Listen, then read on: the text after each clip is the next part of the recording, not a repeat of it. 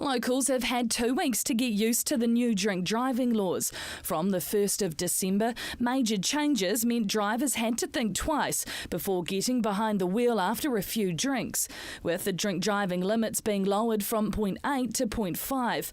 There have been reports that local bars are finding it slower on Friday nights, but Cantabrians think it's a step in the right direction. I think on one hand it's a really good idea because really if you're drinking you should be enjoying yourself. One drink is really neither here or there.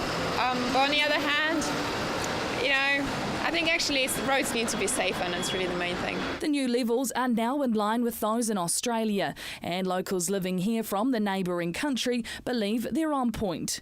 I did find when I first moved to New Zealand that 0.08 seemed a wee bit high. So I have no problem with them. And many are seeing a change in the drinking culture. People that I know certainly are, so I hope so, yeah.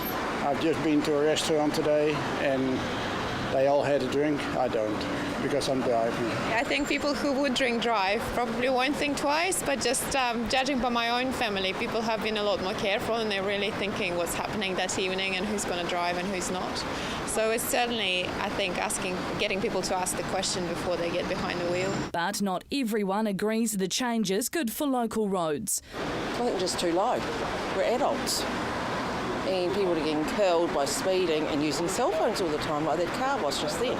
If found in breach of the new drink driving limits, motorists will face a minimum $200 fine and loss of 50 demerit points. Emma Cropper, CTV News.